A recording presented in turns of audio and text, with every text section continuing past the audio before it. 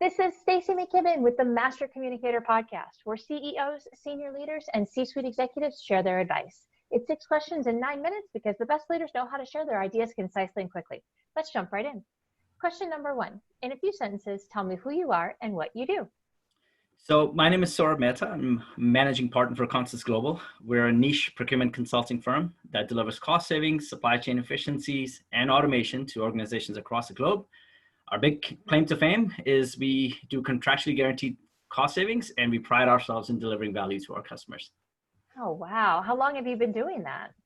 So I've been in the procurement space for a little over 15 years now, and I've been with Consus for a little over 2 now.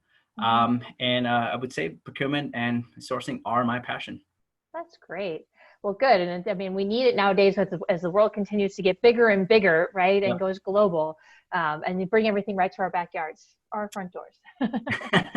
Supply chains are critical. They really are. So, I mean, wow, we see that even more so right now, don't we?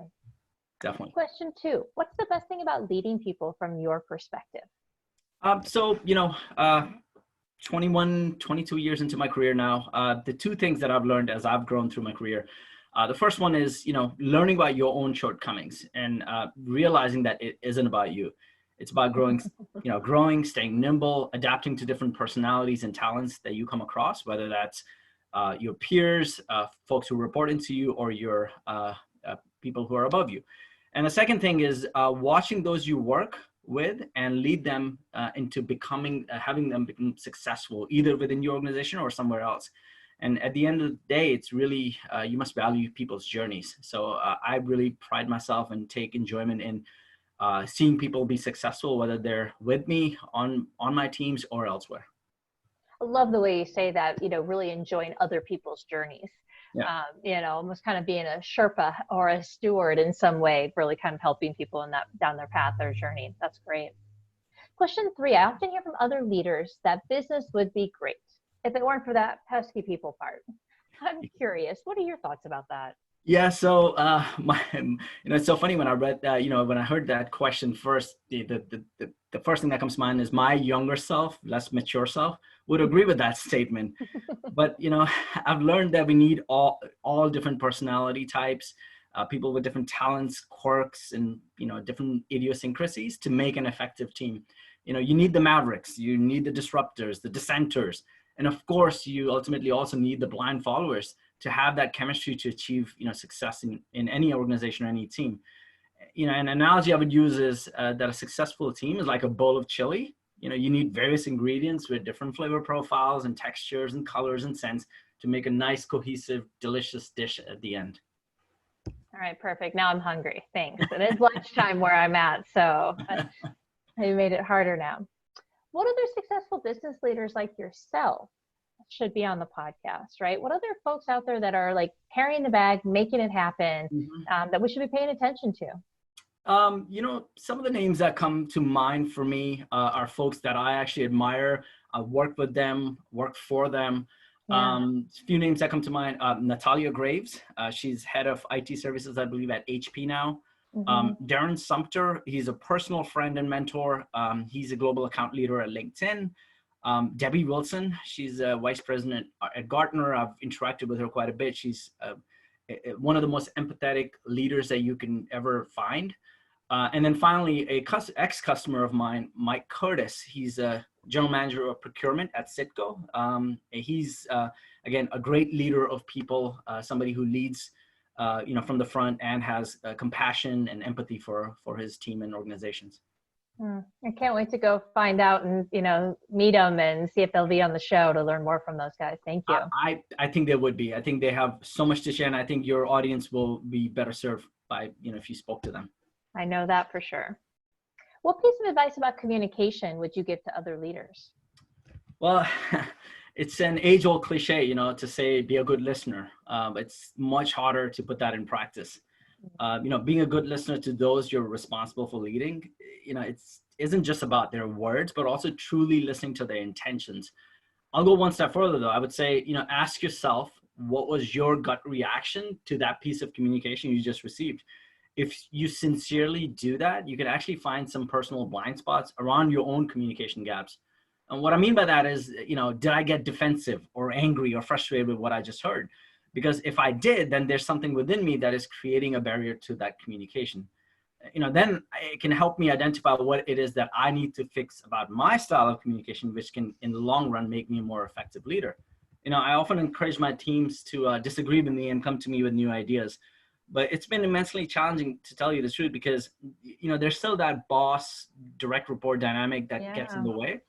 Well, what I've learned is that if I bring about a subtle change in that dynamic of the relationship by taking interest in them, beyond the work, beyond the projects that they're working on, it allows me to actually see them as unique individuals. And my hope is that it allows them to see me in a different light.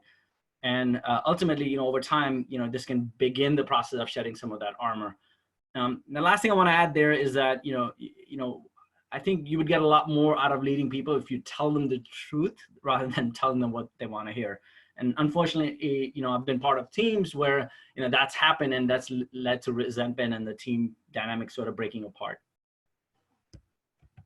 Truth and transparency and listening, and, again, all really simple things to talk about, but not so, easy to put in practice all the time. Right. And that's, those things are hard to put in practice. And I think that's why I said that whole personal blind spot is sort of makes you aware of what you don't know is in your you see the rear view mirror, you see in the front, but you don't see that blind spot, which could lead to trouble. Mm-hmm. Yeah, that reflection time is really helpful for things like that. Mm-hmm. That's Absolutely. Great.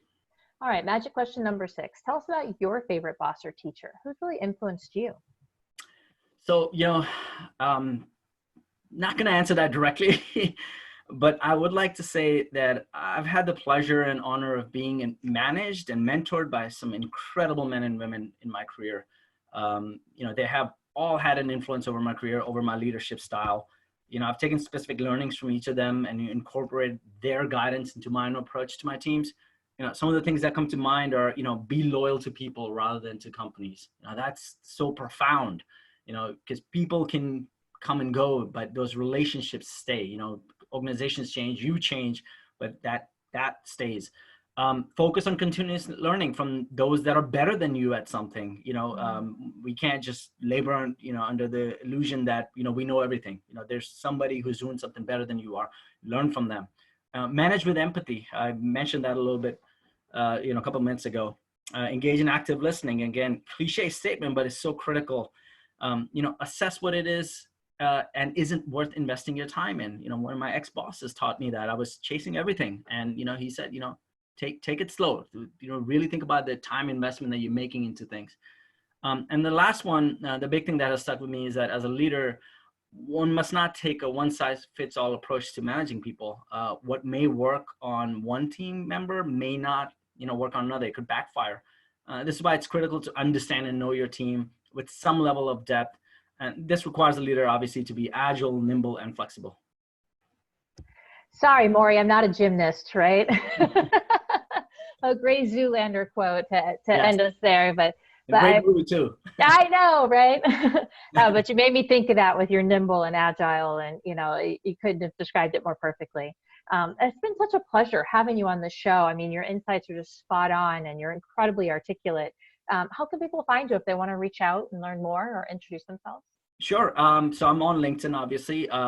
So my name will be spelled, I guess, with this podcast, videocast. And you can also look us up at Consus, CONSUS -global.com.